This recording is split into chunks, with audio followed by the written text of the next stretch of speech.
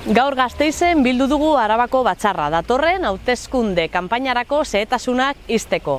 Hauteskundeen erronkari ilusioz helduko diogu. Herri osatu ditugun lantaldeetan konfiantza osoa dugulako. Lurrarekin lotutako jendea da, herriekiko eta bertako biztanleekiko konpromiso argia duena da, eta batez ere lanerako gogoz dagoen jendea da. Horregatik gaur ere aurrera pausua eman duten eta Euskal Herria Bilduren zerrendetan joango diren horiei guztiei esker mila, nire esker ona adierazi nahi diet. Mila esker.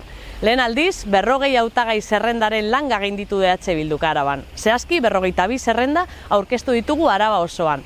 EH Bilduk urtez urte hasten ari delako, lurralde osoan hedatzen jarraitzen dugulako eta ideiak argi ditugulako jendearen arazoei irtenbideak eskaintzeko.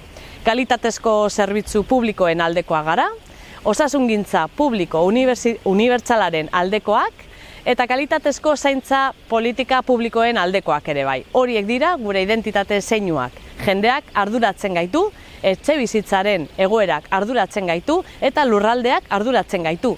Lehen sektorea defendatzen dugu, gure upategi txiki eta familiarrak eta azpiegitura handien aurrean ekonomikoki eta sozialki eraginkorrak eta efizienteak diren proiektuak defendatzen ditugu.